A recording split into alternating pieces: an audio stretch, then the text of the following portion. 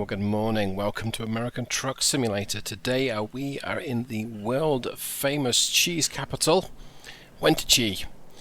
I don't know if it's anything to do with cheese, it just sounds like it. I'm going to go ahead and get today's cargo loaded. We're taking some beverages to, I think it's Tacoma. Let's just check that. But first of all, let's get the drinks on board.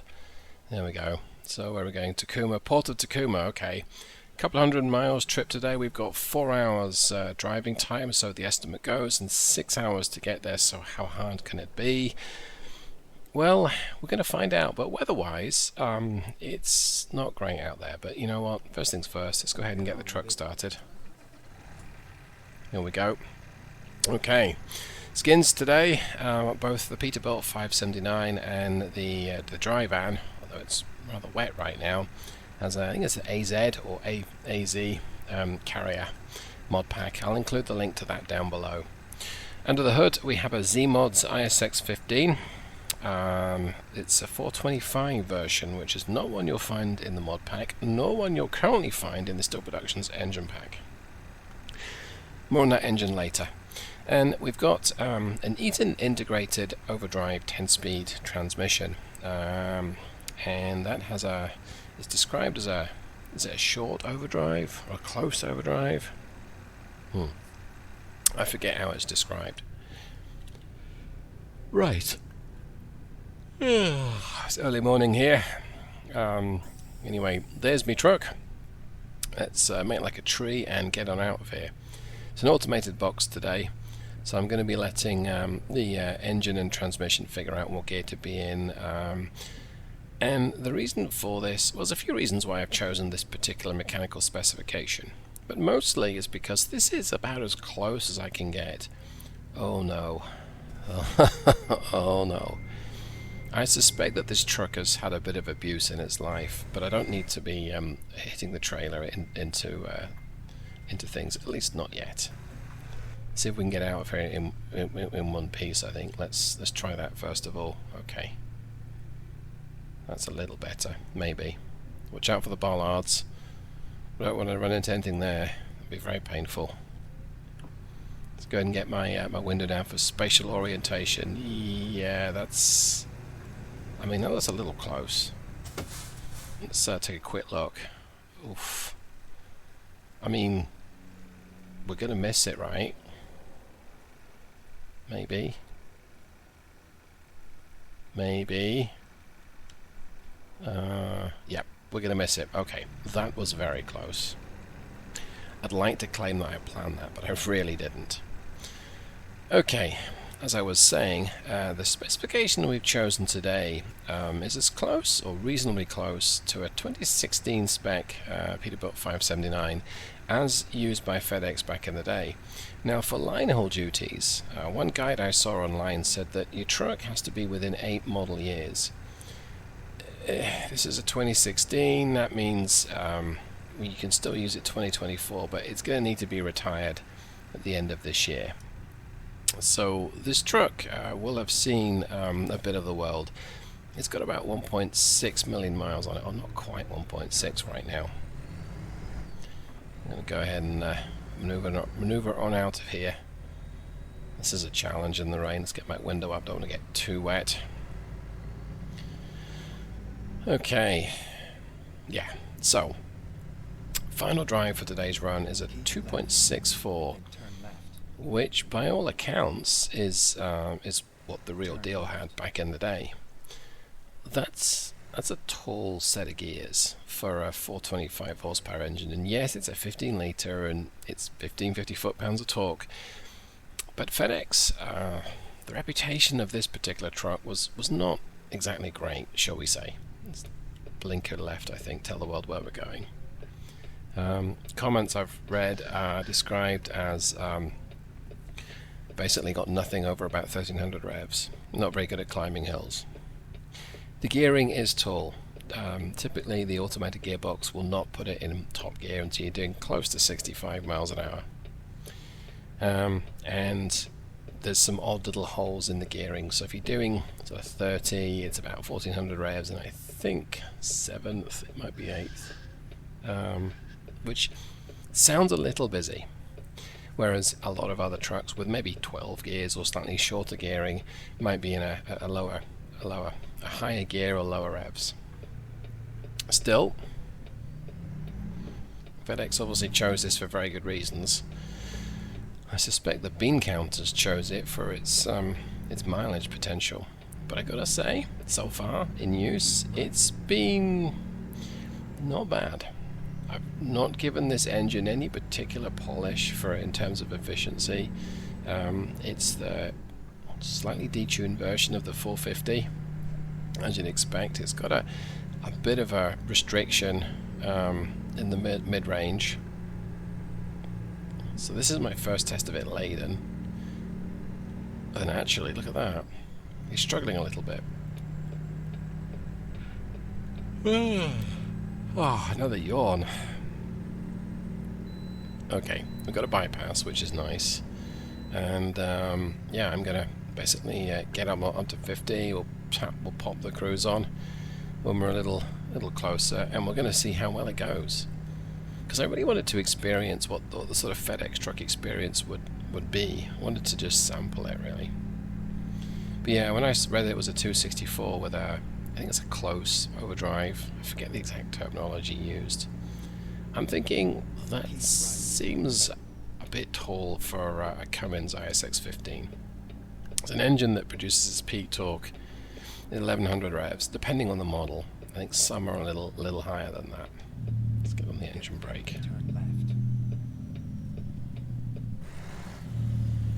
Right, so we'll see if we can switch to an external. Oh, there's not much going on here. Okay, well, I wondered if there'd be a little bit more to look at, but never mind. Turn left. I suppose there'll be something to look at here. Okay, let's go ahead and it does say stop, so we will actually stop. Okay, we stopped, and now we're going to go.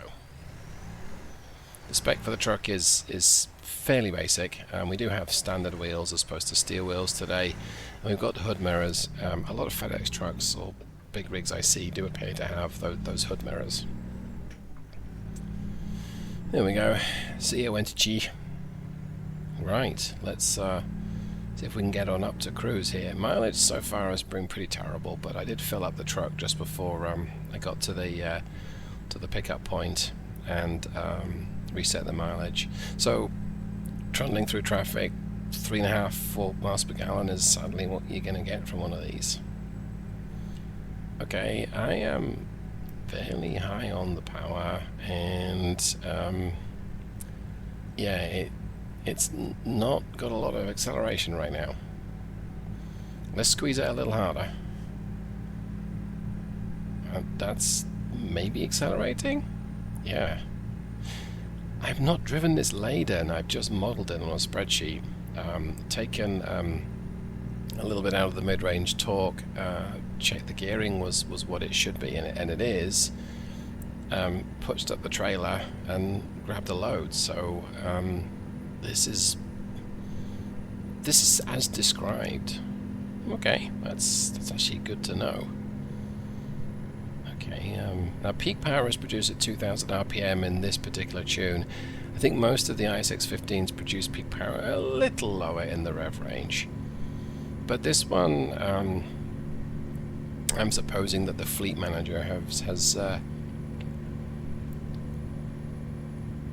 played around with the coding of it, and so they deliberately made it, let's just say, more minded towards economy and less towards performance, which might be why we're kind of labouring up this hill.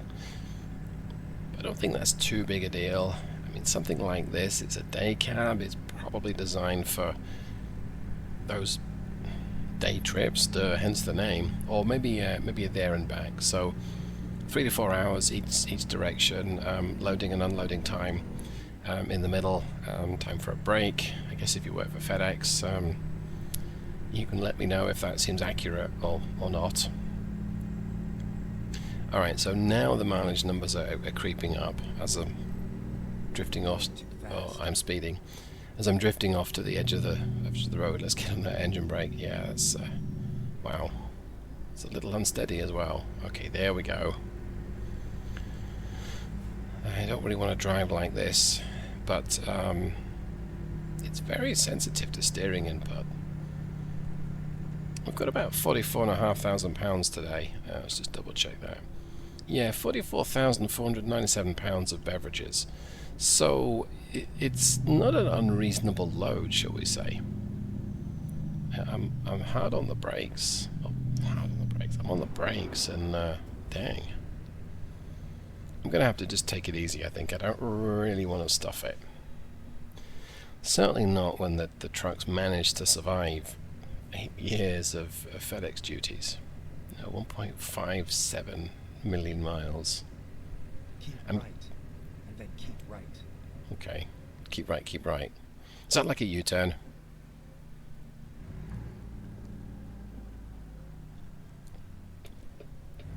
Let's tell the world we're going to turn right.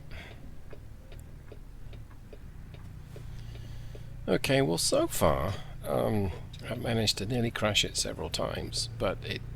Oh, that was impressive lightning. Turn right. Dang. I've managed to nearly crash it a couple of times.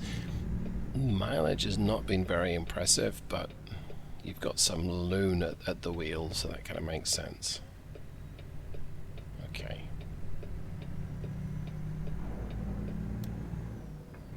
Right.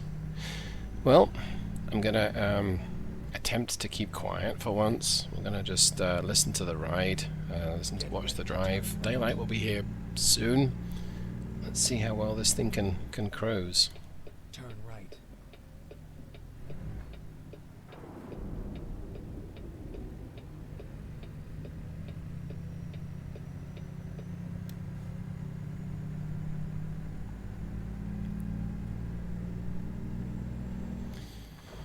It looks busy.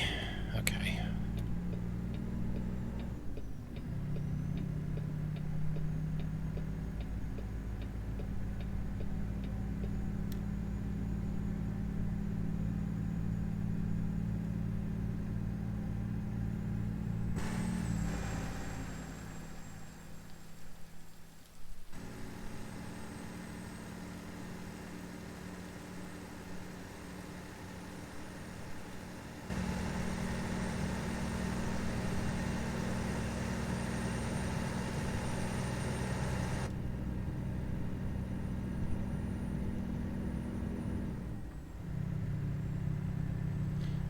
It is definitely taking its time to accelerate. I'm now just giving it full power. It's crawling through 50. Still, a mileage number is not terrible considering what we're doing. Instantaneous mileage, I should say. Alright, let's just put my cruise on at 60. I bet you we get pulled in now. Oh, okay. I can't do it. I can't keep quiet when I'm watching the truck behave in a certain way, and I'm like, yeah, I can see why people would find this thing would struggle. 1550 foot-pounds of torque is not bad, but you hamstring it to very tall gearing. And again, at 60, I force shifted it into top there, and it's holding it, but I think it's going to need to shift down as we climb this next hill. Here we go.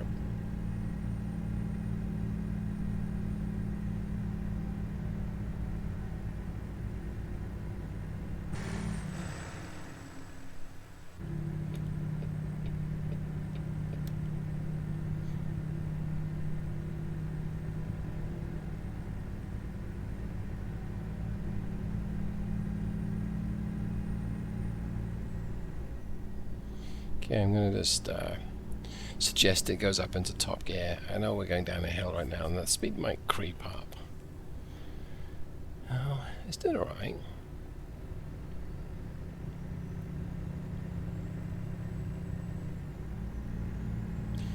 Yep, downshifts again to 9th.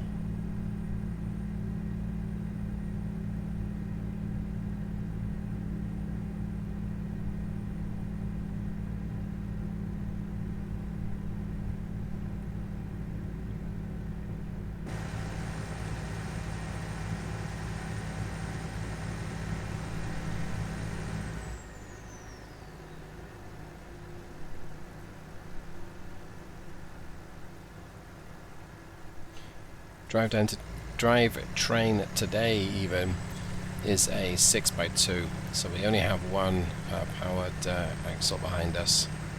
My steering is not very accurate when I'm in that view.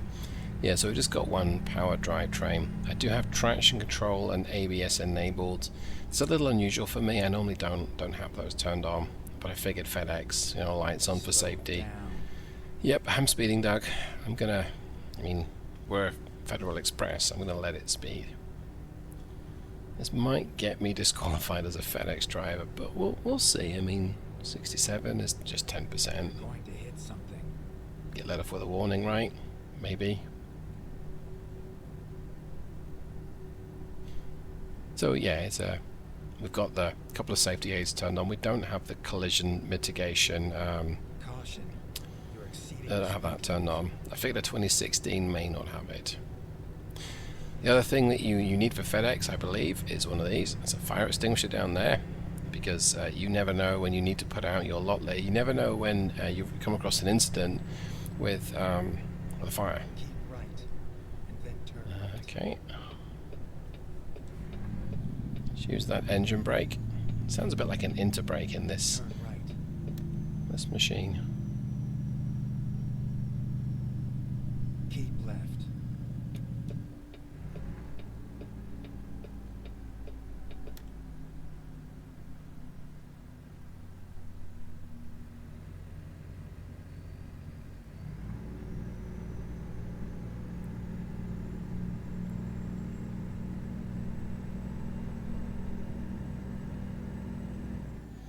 It certainly is an interesting gearbox to work with. I mean, downshifted to 7 there, or 7th. And that was when I came on, gave it a little bit of power, and it decided, yeah, it's a bit too slow for 8th, and just downshifted for just a little bit, but just enough. There we go. I want to adjust my my view a little bit.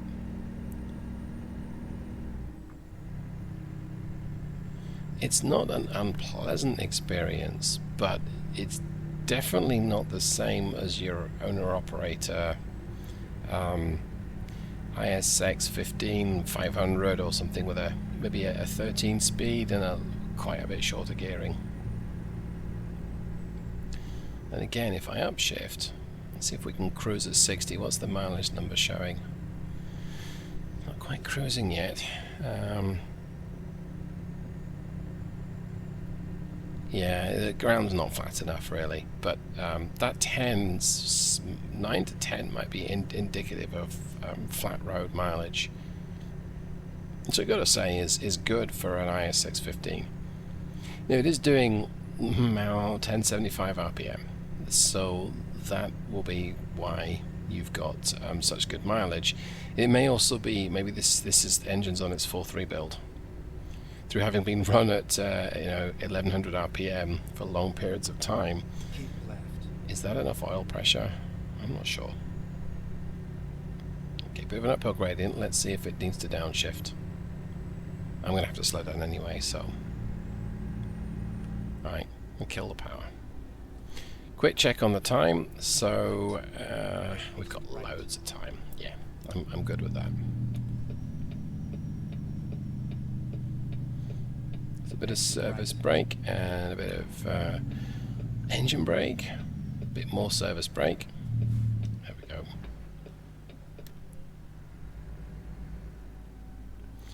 So for a mathematical model of an engine that's been fettled by a fleet manager, I would say this ISX15 is actually doing alright. I wonder how well it works with maybe a manual 10 speed and quite a bit shorter gearing.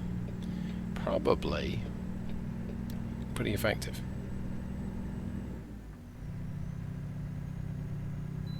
Yay, I got called in. I'm actually curious to see how much this this machine weighs. So this combination. Okay.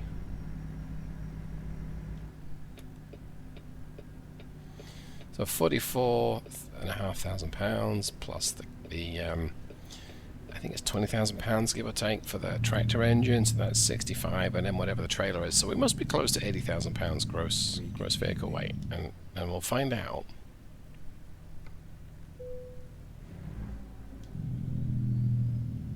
I'm speeding, doing double the speed limit. That's not good. Okay.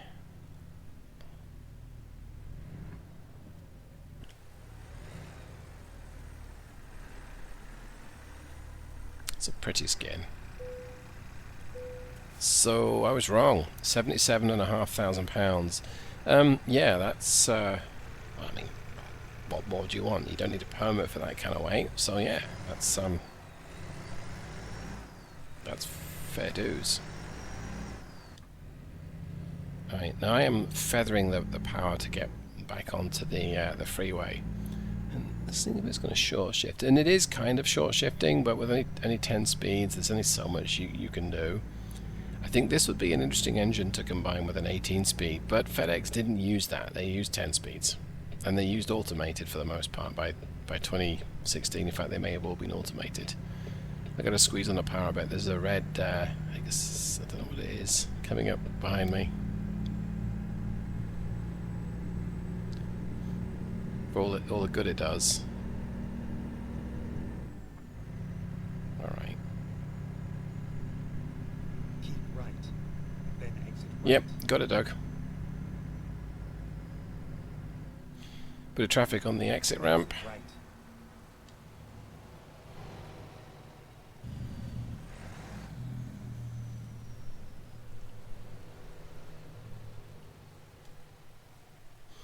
Not the neatest way of exiting. Looks like a Cascadia behind me. Let's take a look. No, it's is that Western Star? Yeah, I think it is. Okay. Completely wrong there, David. Way to go. Although I suppose same parent company, same engine, same drivetrain, so I'm half right, maybe. It's interesting. 1800 revs in second. I suppose on hilly roads, this tall gearing idea is just not going to work out for the truck. It might do. But showing 5.5 to the gallon, it would seem to be a little disappointing. It did start the trip at about 4, as I recall, so we've actually done better than 5.5 to pull the average up. Go ahead and use my my parking brake. But economy-wise, it's probably a little disappointing. On the other hand, it is a 15-litre engine. Now I wonder if FedEx have switched to smaller capacity engines. I would imagine for the Peterbilts they'll be using the MX-11 or MX-13 these days. I may be wrong. Now for the other trucks in their fleet, I would suppose that the sort of middling engines, your DD13s, that's the smallest of the Cascadia range, and your D13s for the Volvos, I imagine that that's what they use. In fact, okay, for the Volvo they pretty much can only use the D13 if I remember correctly, because the D11 and D16 are not used in the current Volvo V&L. Yeah, there are more trucks available than just the V&L, so I may be completely wrong there. I'm going to lift off the power completely and let gravity just draw me down. I might even use the engine brake as we get closer. The portlet's pretty impressive as you approach it. We may be supposed to use this little slip road here on the right, but I'm not going to take it. Keep right, and then turn Yeah. right. Okay, I mean, I probably could, but I don't fancy that turn. Got plenty of space to the right. Let's take it nice and wide, cut it in nice and tight. Well, kind of tight. Completely mess up my braking. Oh, policeman! Lightningless impressive. Right, that was nearly an utter epic disaster. Safe and sound. Alright, let's see how well we're going to do here. Actually, no, let's see. You want me to do what now? I'm going to try it. I mean, hey, I don't do difficult parking much anymore for a very good reason, because it's difficult. But 90 experience is 90 experience, and hey, what's the worst that happens? I make a complete chuff out of myself and end up doing the I am done with this and click that option. And actually, that doesn't look so bad. I mean, right?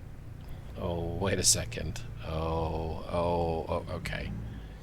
Yeah, I got a feeling I might regret this.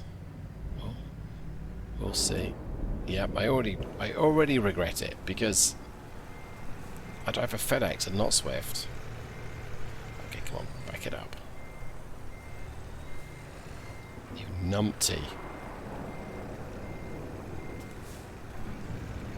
Alright, let's try that again, shall we? Try not to completely chuff it up here again. Okay, that's better, kind of. I mean, maybe I should have picked a shorter truck, like a 28 foot. Okay, let's assess this parking then. Let's take a look. So, that doesn't seem too hard now, does it? That might be foreshadowing.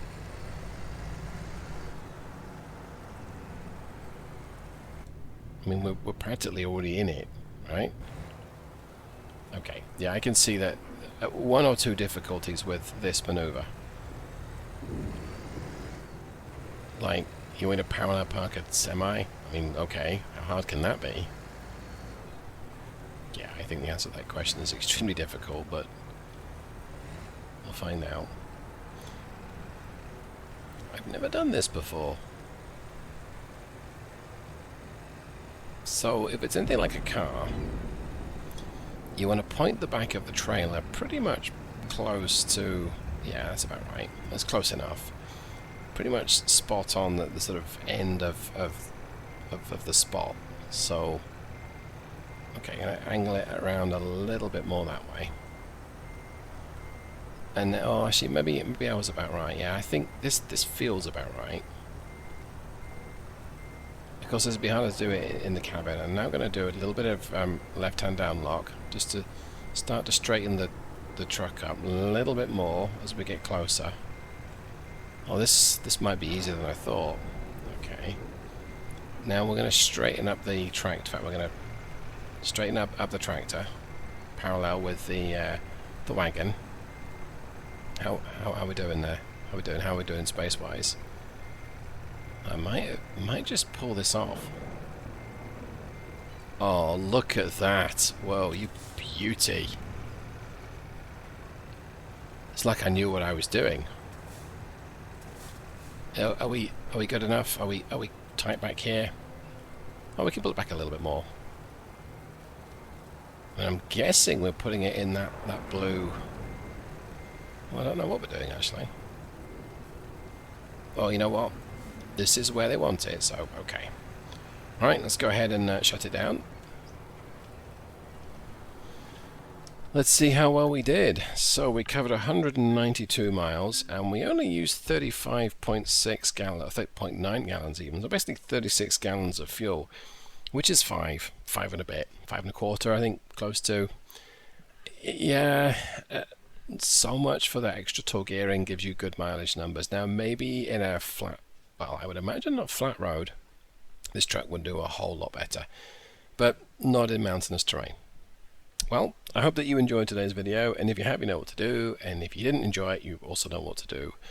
Thanks so much for watching, and I'll see you in the next one. Goodbye.